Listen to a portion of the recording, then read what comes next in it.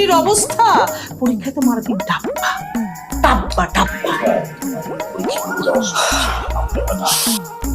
বলছি আমি যখন কথা বলবো তখন একটা কথা বলবো না তুমি মাঝখানে। আর এই যে শিক্ষক, আপনাকে বলতেছি, হ্যাঁ, কি যে পড়াইছেন উপর আল্লাহ জানে। পরীক্ষা হলে তো নিয়ে যাচ্ছেন, যতক্ষণ পর্যন্ত না মেয়ের পরীক্ষা হবে ততক্ষণ পর্যন্ত হলে নিচে দাঁড়িয়ে থাকবেন। পরীক্ষা শেষ হলে স্ট্রেট বাসায় নিয়ে আসবেন।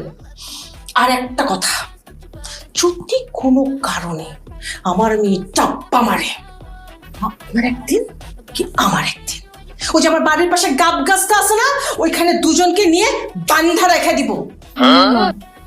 এমনি পরীক্ষার জন্য নার্ভাস লাগছে, তার মধ্যে আবার কি সব আজেবাজে কথা বলছো।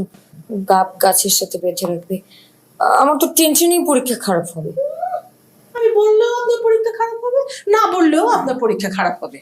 পড়াশোনার যা সিঁড়ি, পড়ার টেবিলে তো ঘুমায় যান, হ্যাঁ? আরে যে আরেকজন কিছু হলেই বলেন চাচি একটু ঝুল বাড়াই দেন না, ঝুল। যদি কোনো কারণে আমার মেয়ে আবার ডাব্বা মারে না, ঝুল আমি তোমাকে বাড়াই দিব।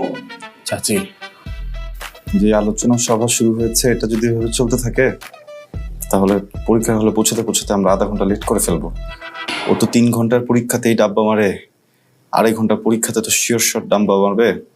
তখন ওই মানে আপনি যে আমাকে গাব গাছে বাঁধবেন ওইটা প্রবলেম না, কিন্তু মানে রূপকথা এত অপ্রাসঙ্গিক প্রশ্ন আমাকে জিজ্ঞেস করবে যে আমি আর আমার পড়ালেখা মুখস্থ করতে পারবো না, আমিও ডাব্বা মারবো। বাস বাস, আমরা কি যাবো?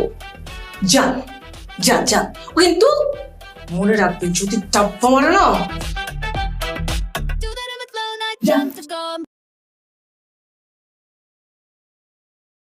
চাচি কি 11টা কলা আছে, একটা বেশি মুজে গেছে, আমি কি খাবো না।